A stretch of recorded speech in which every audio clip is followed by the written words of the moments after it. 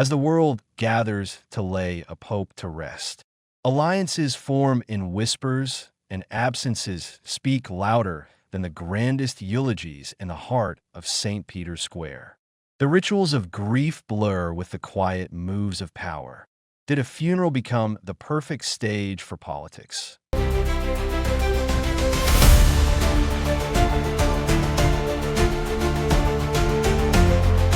In a striking illustration of realpolitik, Pope Francis's funeral transformed from a solemn memorial into a high-stakes diplomatic arena where diplomats mingle with political calculations. As world leaders converged on Vatican City to attend the Pope's funeral on April 26th, many arrived with agendas extending far beyond mourning to begin with. Taiwan's envoy explicitly admitted his intent to seize the opportunity for diplomatic engagement in a world where his island nation faces increasing isolation. Taiwan, recognized by only 12 countries worldwide, including the Vatican, took the rare opportunity for international engagement. I will seize the opportunity to have a good chat, even if it is just a few words that's important, which is an opportunity to increase friendly relations. Accompanied by Vice Foreign Minister Francois Wu, one of Taiwan's most high-profile diplomats, Chen's attendance underscored the strategic importance Taiwan places on its Vatican relations.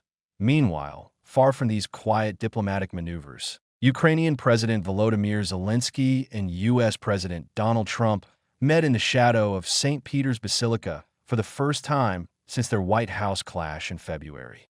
Stephen Chung, White House Communications Director, confirmed they had a very productive discussion before the funeral ceremony. Trump and Zelensky met privately today and had a very productive discussion. More details about the meeting will follow. The Pope's funeral transformed into an unexpected diplomatic arena where handshakes and brief conversations carried significant political weight. Trump was even spotted greeting European Commission President Ursula von der Leyen, their first interaction since his inauguration.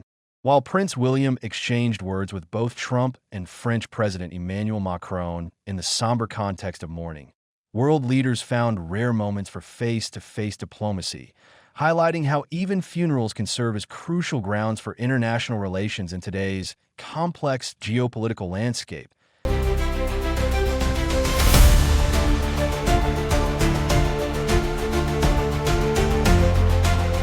As telling as the attendees were, so too with the conspicuous absences at Pope Francis's funeral, each carrying its diplomatic weight. Russian President Vladimir Putin, despite offering posthumous praise for the Pope as a defender of humanism, sent Culture Minister Olga Lubin over in his place, a move widely linked to his International Criminal Court arrest warrant for alleged war crimes. Though theoretically at risk of arrest on Italian soil, enforcement seemed unlikely.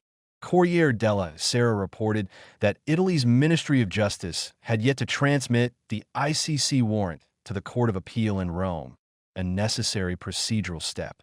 Israel Prime Minister Benjamin Netanyahu was also absent amid tensions over the Pope's outspoken criticism of Israel's military actions in Gaza. Reflecting the strained relationship, Netanyahu's government waited 3 full days after the Pope's death on April 21st before issuing a brief, impersonal condolence message.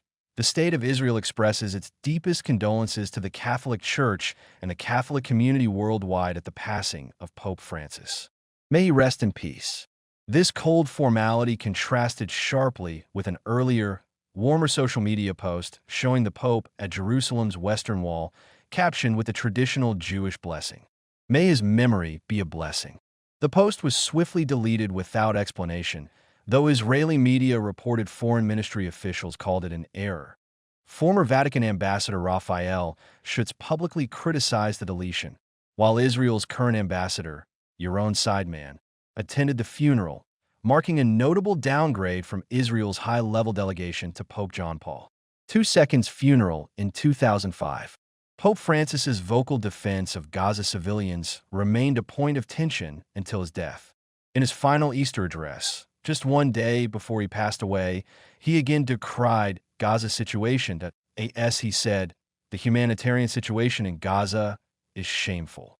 Palestinian Authority Prime Minister Mohammed Mustafa attended the funeral, a sign of Palestinian appreciation for Francis's empathy. China's relationship with the Vatican proved equally complex.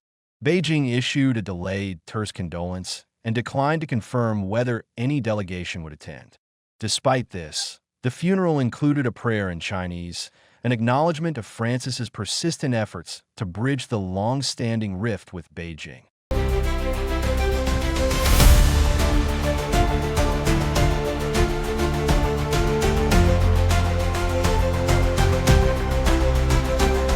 Even without formal diplomatic ties, St. Peter's Square transformed into an extraordinary gathering of power and emotion.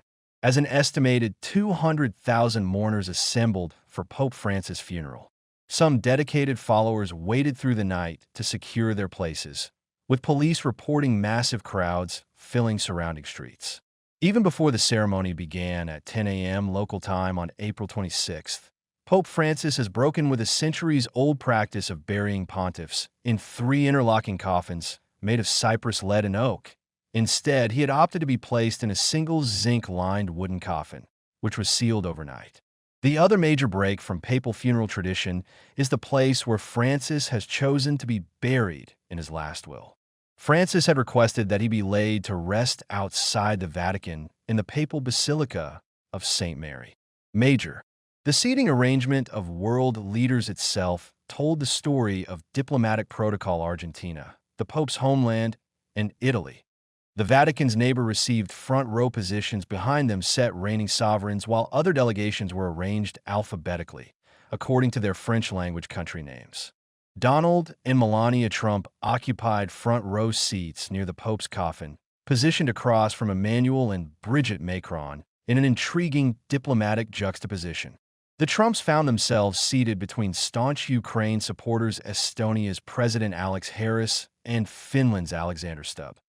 Just 10 seats away, said Zelensky himself, creating a remarkable tableau of world leaders whose relationships have defined recent geopolitical tensions.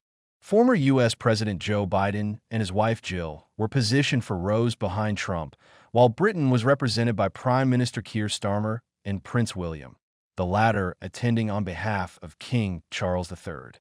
Marking William's first representation of the monarch at an international funeral, the square's right side became a living map of global influence, with carefully orchestrated seating reflecting centuries-old diplomatic traditions, all while hundreds of thousands of ordinary mourners filled the remaining space in a remarkable convergence of power and public grief.